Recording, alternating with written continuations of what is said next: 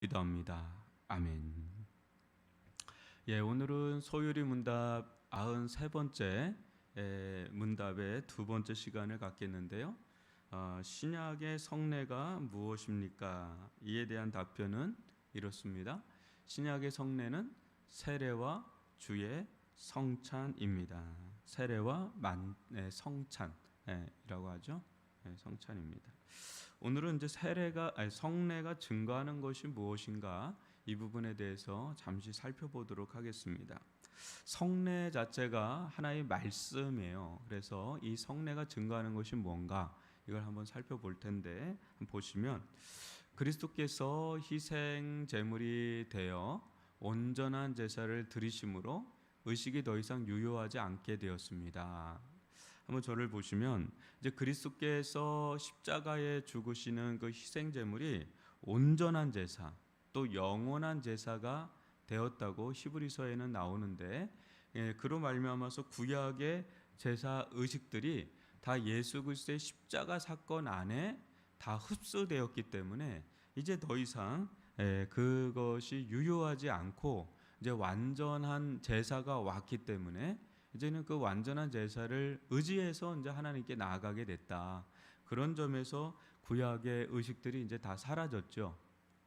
그렇게 보시면 될 것 같고요. 그 다음에는 이제 복음이 증거가 되는 거죠. 예수 그리스도께서 십자가에서 이루신 일, 또 부활하심으로 말미암아서 이루신 일, 이제 이런 복음이 이제 증거가 됩니다. 그래서 은혜의 언약의 표를 다른 형태로 취하게 되었습니다. 그러니까 이전의 제사에도 분명히 하나님의 은혜가 흐르고 있거든요. 이제 구약에 여러분 우리가 율법이라고 그러잖아요. 근데 율법 안에도 자세히 들여다보면 하나님의 은혜가 흐르고 있는데 이제는 그런 형태로 은혜를 취하는 게 아니라 다른 형태, 복음으로 은혜를 취하게 되는, 이제 완전히 복음 가운데 은혜가 드러났기 때문에 우리는 복음으로 이제 은혜를 취하게 되었다라는 걸 보여주고요. 구원의 계획은 하나이기 때문에 그 내용이나 목적은 달라지지 않습니다. 한번 저를 보시면 여러분 이제 우리가 구약과 신약을 읽으면 연속되는 게 있고 불연속되는 게 있죠. 아까 말한 제사제도 그 불연속이 됐죠. 그러나 이제 끊어졌다는 거예요. 이제 그건 더 이상 유효하지 않다 그랬잖아요.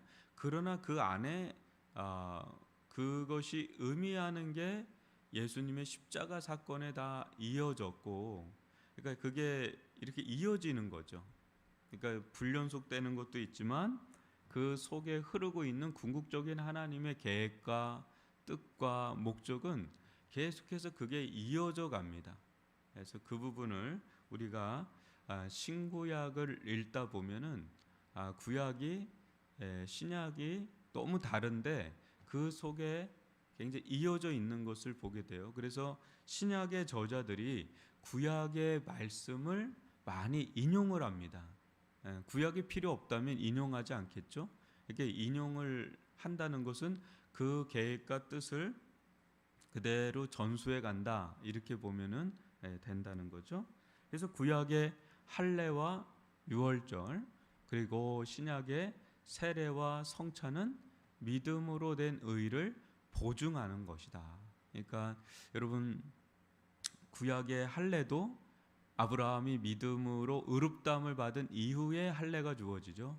또 유월절도 정말 그 말씀을 믿는 자들이 그 말씀대로 이렇게 어린 양의 피를 문설주에 바름으로 그거를 하지 않겠어요? 그러니까 믿음이 필요한 거죠. 신약의 성례와 세례도 마찬가지고요. 믿음으로 된 의를 보증하는 것이다. 그래서 이 성례는 모두 영적인 변화의 중요성을 증거하는 것이다. 이 성례는 육체적인 것이 아니라 육적인 것이 아니라 다 영적인 의미를 갖고 있기 때문에 그 중에서도 영적인 변화, 그 부분을 갖고 있는 거잖아요. 할례도 너희는 육신의 할례보다 마음의 할례를 하라 그러고요.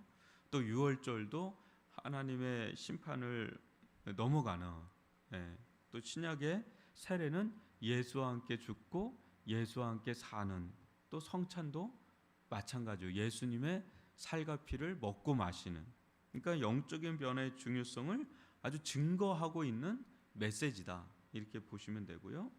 이 성례에 참여하는 자는 반드시 그래서 그리스도께 대한 믿음이 있어야 된다. 그래서 이 성례가 자칫 그냥 의식으로만 끝날 수 있죠. 구약의 제사도 믿음으로 드려야 되는데 그냥 의식적으로만, 예식으로만 드리는 자들에 대해서 하나님은 굉장히 질타하시죠. 너희들이 내 마당만 밟는다. 아니다, 우리는 다 하는데 하나님 왜 그러십니까? 너희들은 마음은 없이 그 마음만, 그 의식만 행하고 있다, 형식적으로만 살고 있다, 이런 질타 섞인 말씀이 굉장히 많이 나오죠.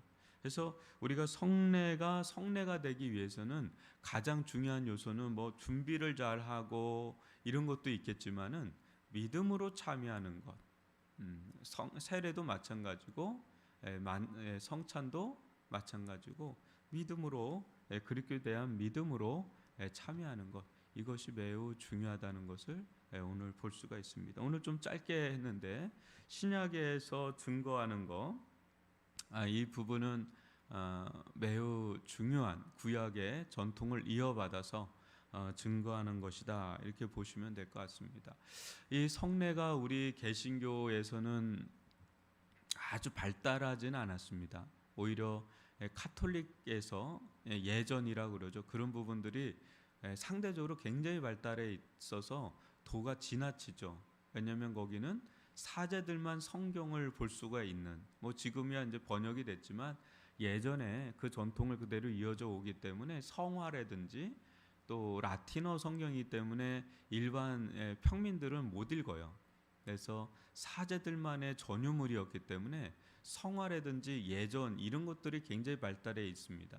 근데 그것에 이제 참여하면서 이렇게 신앙생활이라는 것을 해왔는데, 우리 개신교는 오직 말씀으로 나가다 보니 이런 예식이 상대적으로 좀 많이 발달하진 않았지만 매우 중요하게 여기는 것은 분명히 있습니다. 이게 세례라든지 성찬이라든지. 근데 이 부분이 약간 희석될 수가 있어요. 그래서 계속해서 이 성례 부분을 소일의 문답에서는 아주 중요하게 계속해서 다루고 있는 것을 보고 있습니다.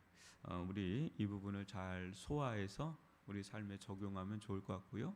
오늘 이 시간 우리 이 말씀을 가지고 성례가 의미하는 거, 우리에게 전달하고자 하는 메시지를 다시 한번 되새기는, 세례가 진짜 무엇인지 또 성찬이 무엇인지를 우리가 잘 음미하고 또 적용하는 그런 은혜를 달라고 우리 이 시간 말씀에 의지해서 잠시 기도합니다.